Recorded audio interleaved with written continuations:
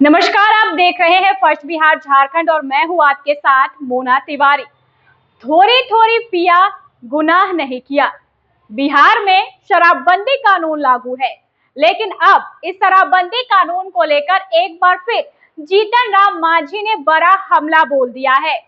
उनका कहना है थोड़ी थोड़ी ही तो पिया, गुनाह नहीं किया।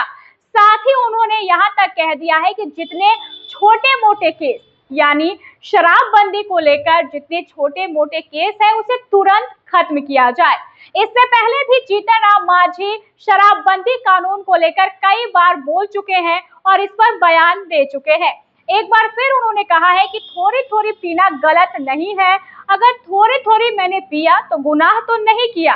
साथ ही उन्होंने यहाँ तक कह दिया है कि बिहार में जो छोटे मोटे केस शराबबंदी को लेकर लागू है उसे तुरंत खत्म कर दिया जाए।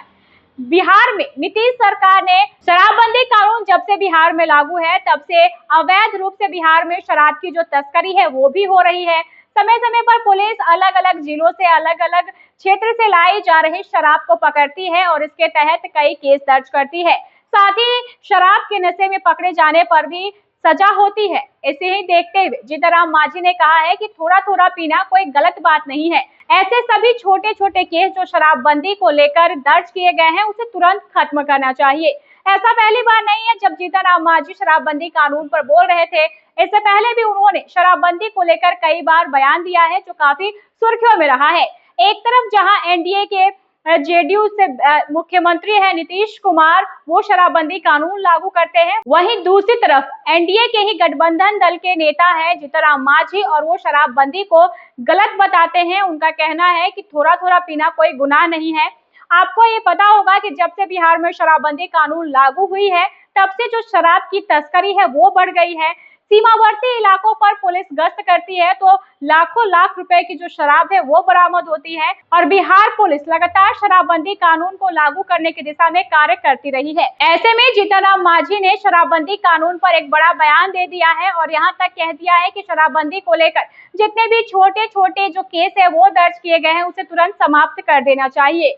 बहरहाल इस खबर में बस इतना ही। आगे की खबरों को जानने के लिए आप देखते रहे फर्स्ट बिहार झारखंड।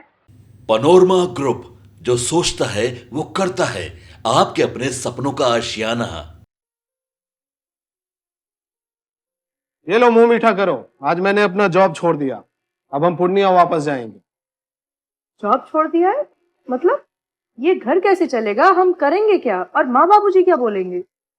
इसलिए मैं एक और मिठाई का डब्बा लाया। अपने बिजनेस के लिए लोन अप्रूव हो गया। अरे लोन अप्रूव हो गया वो तो ठीक है, लेकिन पूर्णिया में हम रहेंगे कहाँ? अपना घर भी तो नहीं है वहाँ। इसलिए तो एक और मिठाई का डब्बा अलग से लाया हूँ। हमने पूर्णिया में घर ले लिया है, पूर्णिया के ई होम्स पैनोरमा में। पूर्णिया में पैनोरमा ग्रुप लेकर आए हैं ई होम्स पैनोरमा। बड़ा घर, आलीशान जिंदगी और अत्याधुनिक सुविधाओं के संग। अरे अरे, अब क्यों मुंह मीठा करवा रही हो?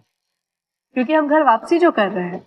घर वापसी की खुशी पूर्णिया में ई होम्स पैनोरमा के संग।